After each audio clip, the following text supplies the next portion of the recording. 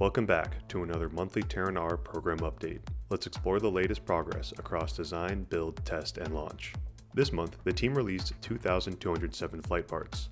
There is a concerted focus on releasing the Stage 1 shipping assembly, including remaining avionics, fluids, and structures components. Integration is in full swing across Terran-R's primary structures. On the second stage tank, anti-vortex devices and the common dome baffle have been installed.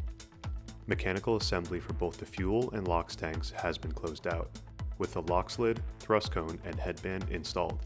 The headband extends the dome skirt to provide space for essential fluids and avionics components, while also serving as the structural connection between the payload assembly and the vehicle. All Stage 2 hardware-in-the-loop avionics boxes are ready, ensuring that hardware is verified for installation and unlocking software testing ahead of vehicle deployment.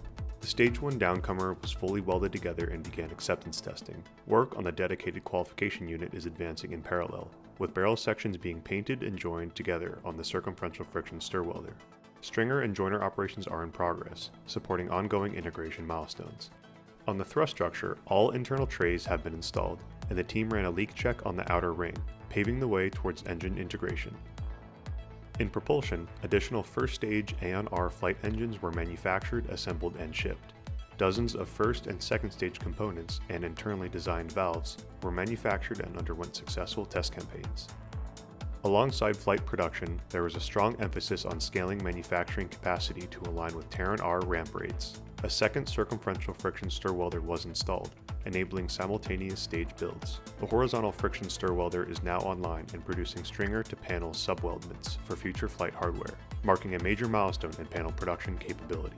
Machine shop expansion continues, with additional CNC machines and powder bed fusion printers coming online to increase capacity and streamline operations. At NASA Stennis, acceptance testing of AON-R first stage engines continues. As engines are accepted for flight, they are shipped back to Long Beach, where they are prepped for stage integration. In parallel, AON-V's second stage engine testing continues, including running a 526.5 second endurance demonstration. At the nearby hangar, the roof structure has been completed, and sheeting is now being installed.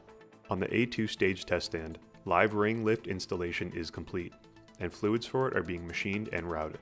In parallel, progress on the flume continues, and platforms for serviceability arrived on site. Back in Long Beach, initial thrust vector control actuator development is complete, with flight production now underway and ramping. At LC-16, progress continues across the site.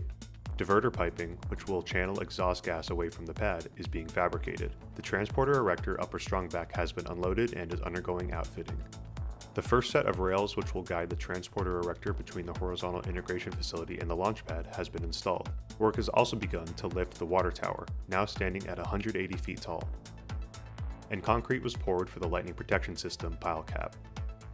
Steel is starting to be erected for the pad structure, and two 246,000-gallon liquid natural gas tanks arrived and were installed, which will provide densified propellant to the stages. That's a wrap for this month, with progress continuing across design, build, test, and launch. Each milestone brings us closer to Terran-R's first flight and a new era of launch capability.